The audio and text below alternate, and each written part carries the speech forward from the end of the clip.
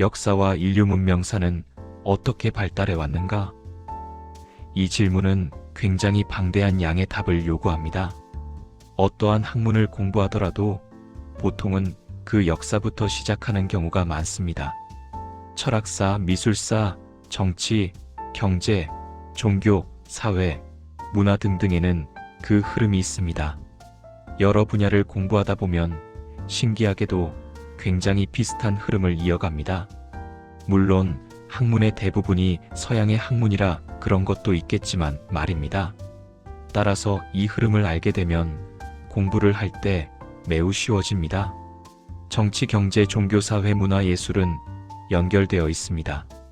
이러한 역사를 움직이는 가장 큰 원동력은 경제, 즉 인간의 생존이나 이익과 직결된 것이 가장 근본적이고 강력한 힘입니다. 반복해서 이야기하지만 인간의 가장 큰 욕구와 본능은 생존과 생식입니다. 그러한 이익이 대변되는 것이 바로 돈입니다. 돈이라는 것을 학문적으로 미시거시적으로 탐구하는 학문이 경제입니다. 따라서 마르크스가 말한 경제가 정치를 결정한다는 말, 하부구조가 상부구조를 결정한다는 말은 지극히 맞는 말입니다. 어느 시대나 학자, 예술인, 종교인 등은 각자의 방향성을 가지고 있습니다. 원래부터 한두 가지의 방향만 있는 것이 아닙니다. 하지만 그 시대의 흐름, 즉 대다수의 군중이나 높은 권력자들이 서로의 이익과 생존을 위한 균형을 잡기 위해서 가장 적합한 것을 택합니다.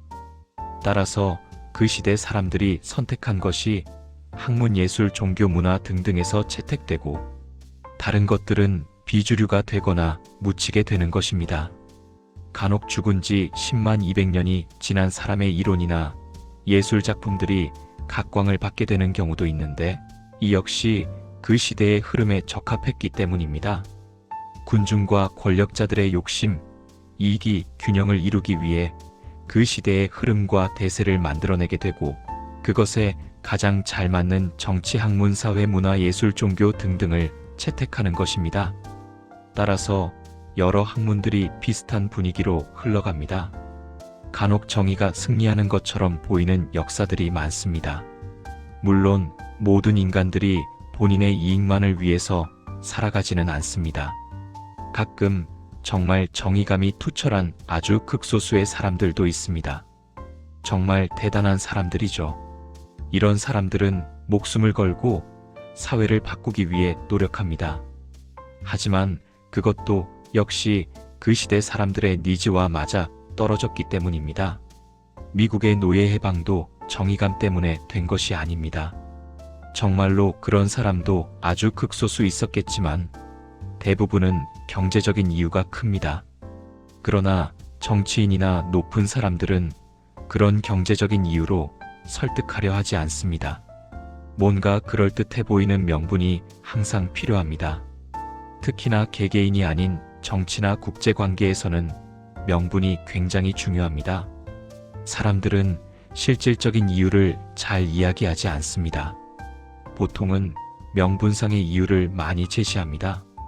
이상하게도 그런 실질적인 이야기를 솔직하게 이야기하면 속물이 되어버리는 경우가 많습니다.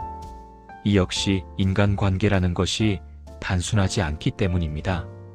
본인은 이익을 쫓아 움직이는 존재가 아니라 정의와 윤리, 사랑 등등을 따라 움직이는 고상하고 품격 있는 존재라는 것으로 비춰지는 것이 결국에 더 큰 이익을 불러일으킬 수 있다는 것을 알고 있기 때문이기도 합니다. 서양사는 고대, 중세, 근대, 현대로 나뉩니다. 고대는 신화의 세계에서 벗어난 시대, 중세는 신중심, 근대는 신중심에서 벗어나 인간의 이성으로, 현대는 비판과 해체의 시대입니다. 서양 미술사를 봐도 그 시대 흐름에 맞는 그림만 주목받습니다. 화가들도 먹고 살기 위해서 반강제적으로 그 시대가 채택한 흐름에 맞는 것을 잘 그려야 할 수밖에 없었을 것입니다. 간혹 시대를 뛰어넘거나 앞서 나갔던 사람들도 있지만 그것은 역사의 큰 흐름과 틀에서 가끔 나오는 예외적인 경우입니다.